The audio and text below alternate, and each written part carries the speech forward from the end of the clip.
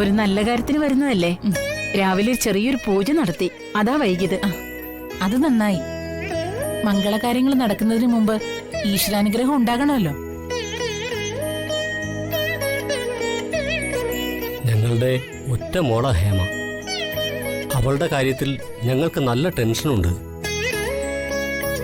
അവൾക്കും ഏറ്റവും ബെസ്റ്റ് വേണമെന്നുള്ള വാശി ഞങ്ങൾക്കുണ്ട്. അതെനിക്കറിയാം. രാഹുലിന്റെ കാര്യത്തിൽ നിങ്ങൾ വിഷമിക്കേണ്ടി വരില്ല.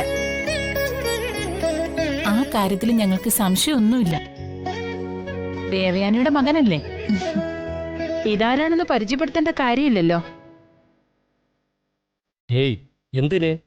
മഹി അറിയാത്തവരായി ആരാ ഉള്ളത്? കേരളത്തിലെ തന്നെ ടോപ്പ് ബിസിനസ്സിൽ ഒരാളല്ലേ?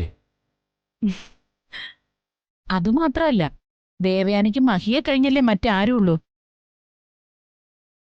മഹിയെക്കുറിച്ച് പറയുമ്പോ എന്തൊരു സ്നേഹവും വാത്സല്യമാണെന്നോ. അത് പിന്നെ അങ്ങനെയല്ലേ വരൂ. മഹിയല്ലേ എന്റെ മൂത്ത മകൻ. ഗംഗയെ അറിയാലോ, മഹിയുടെ വൈഫാ. അറിയാം. എങ്കിൽ പിന്നെ ഹേമയെ വിളിക്കാം. രാഹുലിനെ കാണാൻ തിരക്കുണ്ടാവും. അത് ശരിയാ. സംസാരിച്ചിരുന്ന് വന്ന കാര്യം അങ്ങ് മറന്നു. ഞാൻ മോളെ വിളിക്കാം. രാഹുൽ എന്താ ഒന്നും മിണ്ടാത്തത്? ഏയ്, നിങ്ങൾ സംസാരിക്കല്ലേ. വിവാഹ കാര്യത്തില് ഏട്ടനും അമ്മയാണ് തീരുമാനം എടുക്കേണ്ടത്. അങ്ങനെ തന്നെയാ വേണ്ടത്.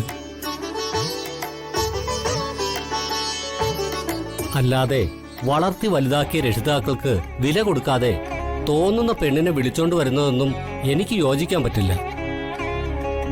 അതെ, രാഹുലിന്റെ കാര്യത്തിൽ ഞങ്ങൾക്ക് അങ്ങനെ ഒരു പേടിയുമില്ല, അല്ലേ മഹി?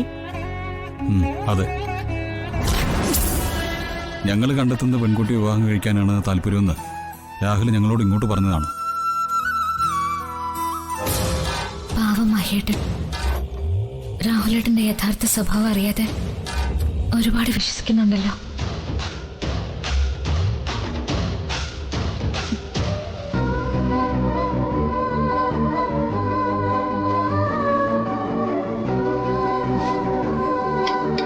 ചായ അങ്ങോട്ട് കൊടുക്കും മോളെ.